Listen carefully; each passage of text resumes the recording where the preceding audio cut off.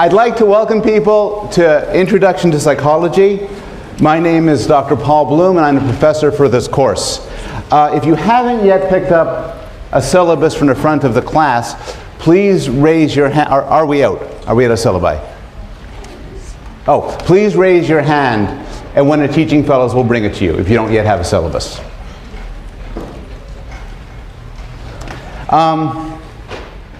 The syllabus is also available on this website. This website will become important to you should you choose to take this class. It will include the syllabus, which will occasionally be revised well in advance.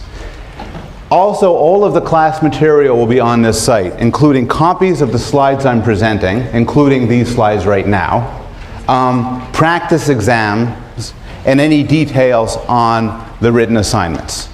So you'll need to use this website regularly to keep in touch with the course. Today will be a short class. What I just want to do today is orient you, tell you what this course is about. I know this is shopping period, and I want to give you a good sense of what you'd be in for if you took this course. I want to go over the style of the classes, the evaluation, the readings, and so on, and then give some examples of some of the specific topics that we'll be covering. But before I get started, I have to point out something a little bit unusual about this class. We are being filmed. This course is one of 7 courses chosen to begin the Yale University Open Educational Resources Video Lecture Project. And what this means is that when the year is over, these videos will be available on the internet free for anybody who wants to see them. And ideally will be accessed by people across many different countries, some who would not normally have access to a university education. I see this as a good and honorable use of Yale's resources, and of course it's also part of Yale's plan for world domination. So because of this, a Yale University production team from the Center of Media Initiatives is going to be taping all the class lectures, and they're up there. The idea is that this should be as unobtrusive as possible, and the classroom experience should essentially be the same as if they're not there. So it's their intention to tape the lectures, to tape me and sometimes the slides, but not tape your faces or voices, so we're not having you sign release forms. 2 things. One thing is, personally, I have to remind myself not to use profanity, because children may be watching, so I'll try not to do that. There's also another complexity. If you are in the front row, or the second row, or the third row, it is possible that some part of your head, your back, or even your face might end up on film. If you are in the witness protection program, or you're some sort of fugitive, you probably don't want to sit in the front row. I'll give them, if people want to unobtrusively kind of slide back, that's fine as I'm talking. Okay, we're ready. So I'd like to welcome people to this course, Introduction to Psychology. My name is Dr. Paul Bloom. I'm professor of this course.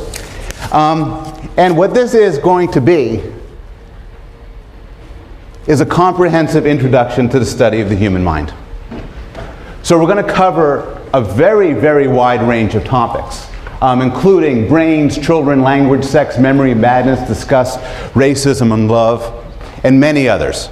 We're going to talk about things like the proper explanation for differences between men and women, the question of whether animals can learn language, the puzzle of what grosses us out, the problem of why some of us eat too much and what we could do to stop, the question of why people go crazy in groups, research into whether you can trust your childhood memories, research into why some of us get depressed and others don't. The style of this is there'll be 2 lectures a week, as well as course readings. Now, to do well in the course, you have to attend both the lectures and do the readings. There will be some overlap. In some cases, the lectures will be quite linked to the readings, but there will be some parts of the readings that will not find their way into the lectures, and some lectures, some entire lectures, that will not connect at all to the readings. So, to pursue this course properly, you have to do both. What this means is that if you miss a class, you need to get notes. And so you should get them from a friend or from the person sitting next to you. The slides are going to be made available online. So one of the things you don't have to do is you don't have to write this down. You take notes any way you choose, but if you don't get anything on there, it'll be available online. I'm going to post it in a format which will be black and white and easy to print out. So you don't have to worry about this. But again, attending to the slides is not a substitute for attending class. There's a textbook, Peter Gray's Psychology, 5th edition. And there's also a collection of short readings, The Norton Reader, edited by Gary Marcus. It's an excellent textbook, it's an excellent collection, and you should get them both.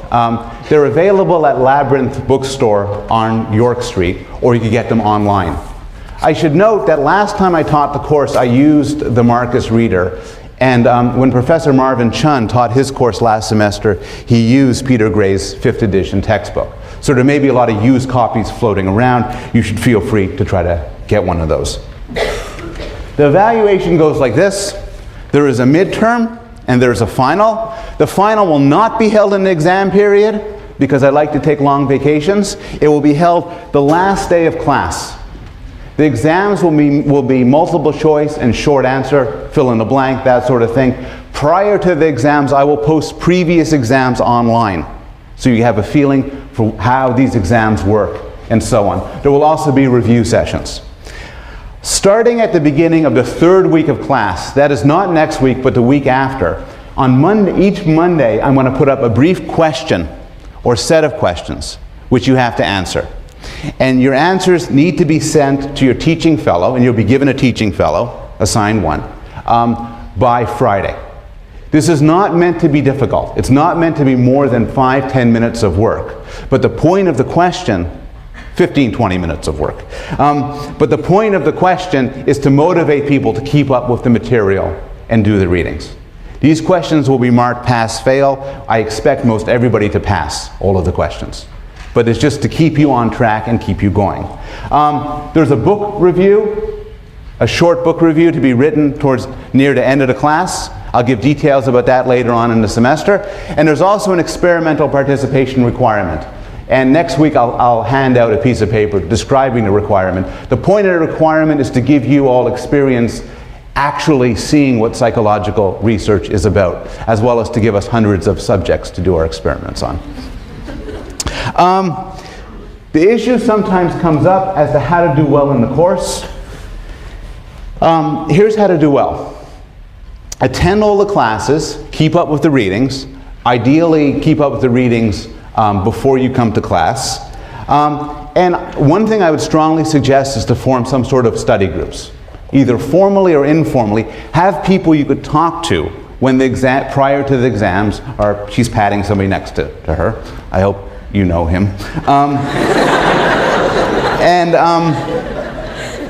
And in fact, what I'm going to do, not this class, because it's shopping period, I don't know who's coming next class or what, but I'll set up a few minutes prior at the beginning of class for people just to introduce themselves to the person next to them, so they have some sort of resource in the class. Now, this is a large class, and if you don't do anything about it, it can be very anonymous. And some of you may choose to pursue it that way, and that's totally fine. But what I would suggest you do is establish some contact with us, either with me or with any of the teaching fellows, and I'll introduce the teaching fellows sometime next week. You could talk to us at the beginning or the end of class. Unless there's special circumstances, I always try to come at least 10 minutes early, and I'm willing to stay late to talk to people. You could come by during my office hours, which are on the syllabus, and you could send me email and set up an appointment. I'm very willing to talk to students about intellectual ideas, about course problems, and so on. And if you see me at some point just on campus, you could introduce yourself, and I'd like to meet people from this class. So again, I want to stress, you have the option of staying anonymous in this class, but you also have the option of seeking out and making some sort of contact with us. Okay, that's the formal stuff of the course. What's this course about? Unlike a lot of other courses, some people come to intro psychology with some unusual motivations. Maybe you're crazy and hope to become less crazy. Maybe you want to learn how to study better, improve your sex life, interpret your dreams, and win friends and influence people. Those are not necessarily bad reasons to take this course. And with the exception of the sex part, this course might actually help you out with some of these things. The study of scientific psychology has a lot of insights of real-world relevance to real problems that we face in our everyday lives. And I'm going to try, and when these issues come up, I'm going to try to stress them and make you try to think about the extent to which the laboratory research I'll be talking about can affect your everyday life. How you study, how you interact with people, how you might try to persuade somebody of something else, what sort of therapy works best for you. But the general goals of this course are actually, I think, even more interesting than that.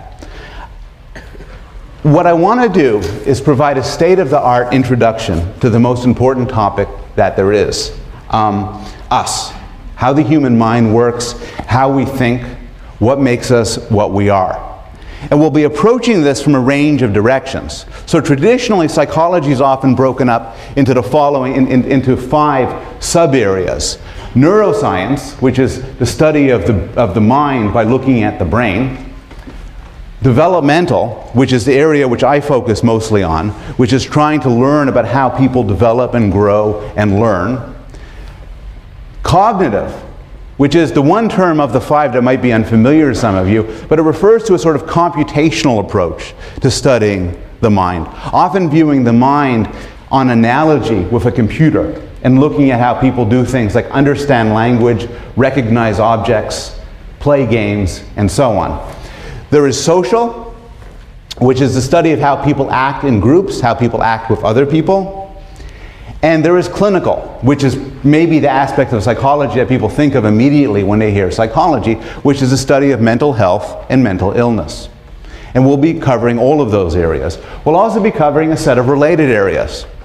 I am convinced that you cannot study the mind solely by looking at the discipline of psychology. The discipline of psychology spills over to issues of how the mind has evolved. Economics and game theory are now essential tools for understanding human thought and human behavior. There's issues connecting to philosophy, computer science, anthropology, literature, theology, and many, many other domains. So this course will be wide-ranging in that sense. At this point, I've been speaking in generalities, so I want to close this introductory class by giving 5 examples of the sorts of topics we'll be covering. And I'll start with the topic that we'll be covering next week, on Monday. The brain. This is a brain. In fact, it's a specific person's brain. And what's interesting about the brain is that little white mark there. It's her brain. It's Terri Schiavo's brain. You recognize her more from pictures like that. And what a case like this, where somebody is in a coma, is without consciousness, as a result of damage to the brain, is a stark illustration of the physical nature of mental life. The physical basis for everything that we normally hold dear, like free will, consciousness, morality, and emotions. And that's what we'll begin the course with, talking about how a physical thing can give rise to mental life. We'll talk a lot about children. This is actually a specific child. It's my son Zachary, a younger son, dressed up as Spider-Man, but it is Halloween. No, it's not Halloween. Oh. No. There's more to say about that. I study child development for a living. And I'm interested in several questions. So one question is just a question of development. Everybody in this room can speak and understand English. Everybody in this room has some understanding of how the world works, how physical things behave. Everybody in this room has some understanding of other people and how people behave. And the question that preoccupies developmental psychologists is, how do we come to have this knowledge? And in particular, how much of it is hardwired, built in, innate, and how much of it is a product of culture, of language, of schooling. And developmental psychologists use many ingenious methods to try to pull these apart and try to figure out what are the basic components of human nature. There's also the question of continuity. To what extent is Zachary at that age going to be that way forever? To what extent is your fate sealed? To what extent could, if I were to meet you when you were 5 years old, I could describe the way you are now? The poet William Wordsworth wrote, "The child is father to the man." And what this means is that you can see within every child the adult he or she will become. We will look and ask the question whether this is true. Is it true for your personality? Is it true for your interest? Is it true for your intelligence? Another question having to do with development is, what makes us the way we are? We're different in a lot of ways. The people in this room differ according to their taste in food, they differ according to their IQs, whether they're aggressive or shy, whether they're attracted to males, females, both or neither, whether they're good at music, whether they're politically liberal or conservative. Why are we different? What's the explanation for why we're different? And again, this could be translated in terms of a question of genes and environment. To what extent are things the result of the genes we possess? To what extent are individual natures the result of how we were raised? And to what extent are they best explained in terms of an interaction? One common theory, for instance, is that we are shaped by our parents. This was best summarized most famously by the British poet Philip Larkin, who wrote, they mess you up, your mom and dad. They may not mean to, but they do.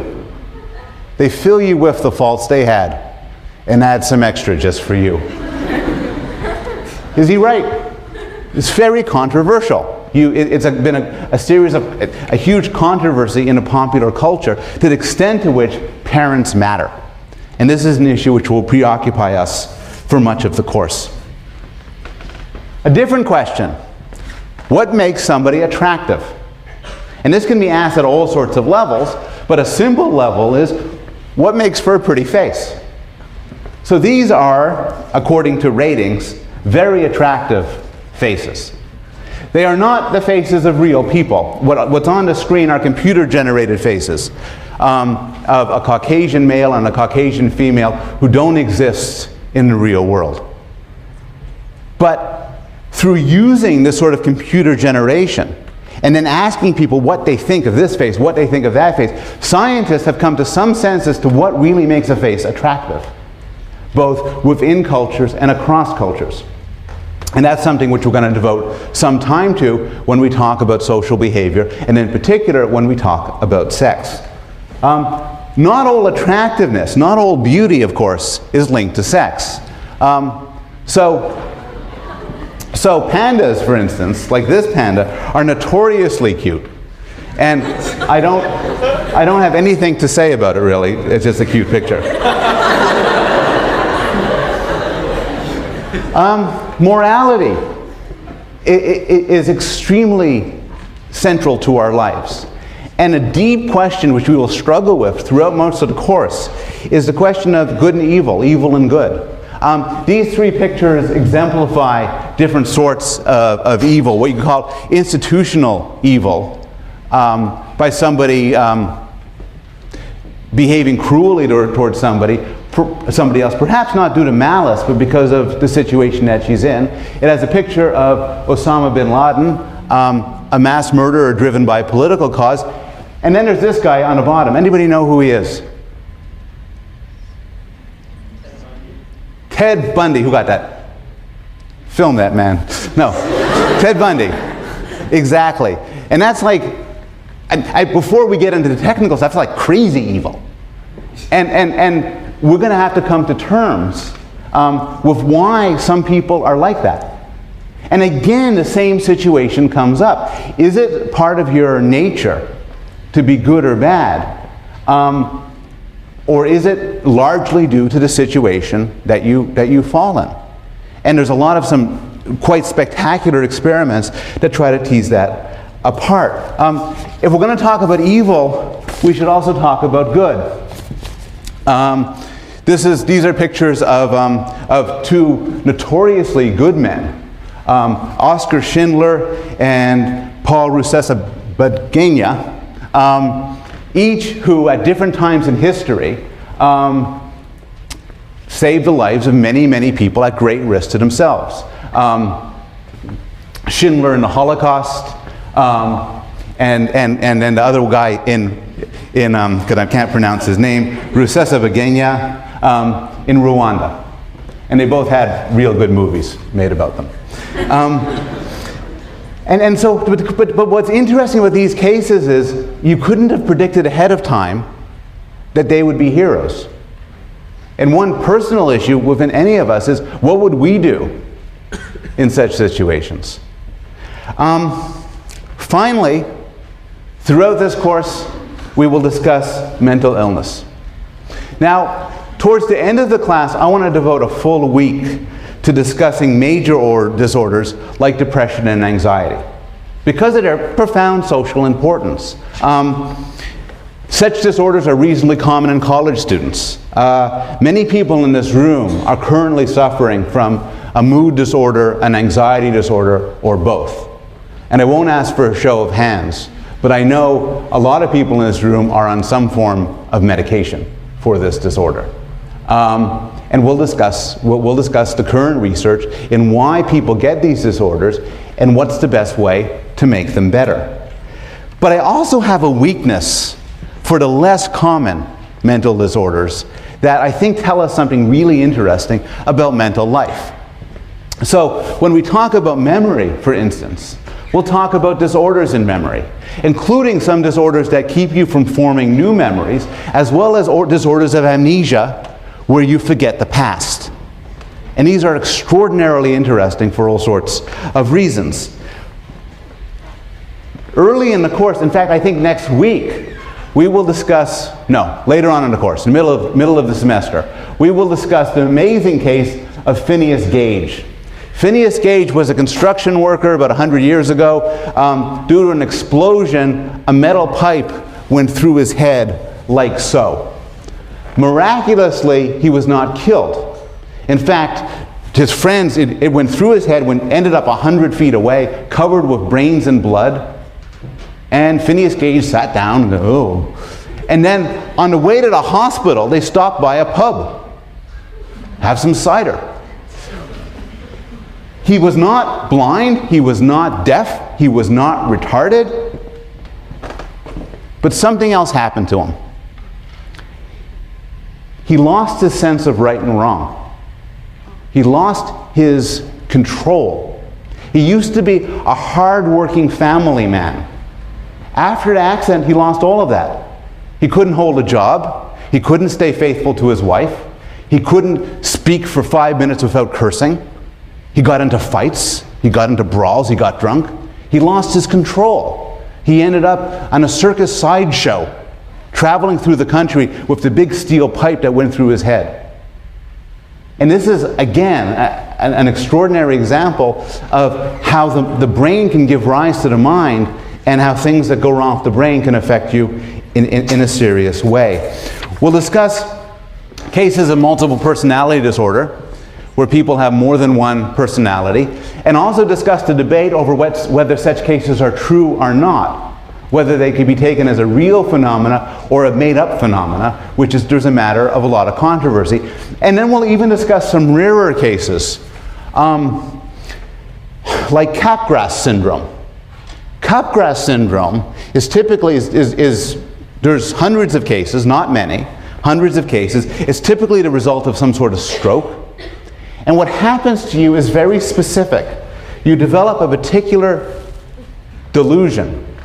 Like, it's getting dark. And the delusion is that the people you love the most have been replaced. They've been replaced by aliens or robots. Thank you. By Martians, by CIA agents, by trained actors and actresses. But the idea is the people you care for the most, you believe are gone. And this could lead to tragic consequences. Capgras syndrome is associated with a very high level of violence. One man in Australia a couple of years ago was under the delusion that his father was replaced with a robot and cut off his head. A related disorder involving the very same parts of the brain is called Cotard's syndrome. And Cotard's syndrome is you believe that you're dead. You believe that you're dead. You are persuaded that you're dead. You're walking around, you know you're walking around, you know that there are people around, but you think that you're dead. And what's striking about these is these are not just sort of big screwy problems of messed up people. Rather, they're related at a pinpoint level to certain parts of your brain. And we're going to talk about the best modern theories as to why these syndromes occur. Now, the reason to be interested in them, again, is not because they're frequent. They aren't. And it's not because of some sort of gruesome, morbid curiosity. Rather, by looking at extreme cases, they can help us best understand normal life. Often by looking at extremes, it throws into sharp contrast things we naturally take for granted. The issue of psychopathy, of people who either due to brain damage or because they're born that way have no moral understanding, can help us cope with questions of free will and responsibility, of the relationship or difference between mental illness and evil. Multiple personality cases force us to address the question of what is a self. To what extent are all of us composed of multiple people? And to what extent are we a single unified person over time? Cases like Capgras are important because they tell us about how we see the world. They tell us, for instance, that there's a difference between recognizing something, in a sense that you could name it, and knowing what it is. And so by studying these abnormal cases, we can get some insight into regular life. So that's the end of the illustration of the example topics. The syllabus lists many more. I'll end by telling you that there's a lot of stuff that we'll be talking about, that I want to talk about, that I am not expert in. And fortunately, there is a community at Yale of the best scholars and teachers on the planet. And so it would be a shame for me not to use them to cover some of these issues. And so I'm going to include 4 guest lecturers. The first one is Dr. Marvin Chun, who teaches the Introduction Psychology course in the fall, and is my competition. And he's going to give an amazing lecture on cognitive neuroscience, especially the cognitive neuroscience of faces. Dr. Susan Nolan-Huxema is the world's authority on depression, and in particular on sex differences in depression. And she's going to talk about this towards the end of the course. Kelly Brownell is going to talk, is the head of the Rudd Center, focuses on obesity, eating disorders, dieting, and he'll talk about the psychology of food. And finally, Dr. Peter Salovey, Dean of Yale College, is going to come to us on Valentine's Day and tell us everything he knows about the mysteries of love. All of these details are in the syllabus, and I'll stick around and answer questions. Hope to see you next week.